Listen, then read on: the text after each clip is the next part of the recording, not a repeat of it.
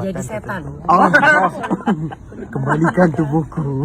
Makan ini, makan bunga melati. Nggak, bercanda. Olahraga teratur, mungkin ya, tidur cukup. Hari ini nggak tidur cukup karena tadi pesawat saya jam 5. Tapi ya itu, aku hampir tiap hari olahraga, hanya once a week rest day. I don't eat sugar. Karena waktu itu waktu umur 35, awal cerita umur 35 udah mulai merasa kok udah mulai ada perubahan, itu pasti wajar. Tapi aku tuh belum berani yang those tarik benang apa filler, itu nggak berani karena takut mukanya berubah, takut filler dan segala macam.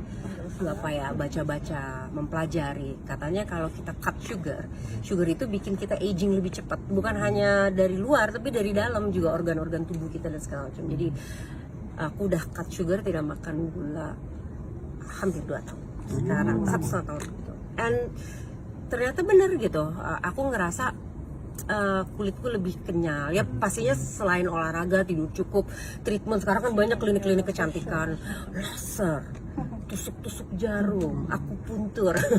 Tapi kamu banyak. Tapi kamu tidak membuat pembedahan kosmetik? Tidak percaya atau takut? Asli, belum berani.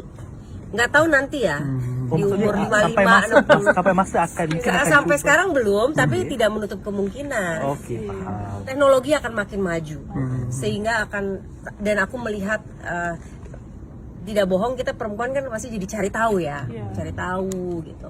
Siapa tahu one day mau atau membutuhkan kan gitu. Oh iya, saya setiap pagi minum kunyit, saya mengganti kopi. Saya masih minum kopi, cuman sebisa mungkin kalau pagi tuh kunyit dulu gitu.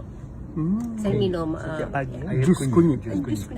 Jus kunyit Buat sendiri. Jadi ada kunyit, ginger, dan itu racikan ibu. Jadi sebelum olahraga minum itu dulu, baru nanti setelah itu kopi dan yang lain-lain. Kadang-kadang green juice. Kamu amalkan sejak bila?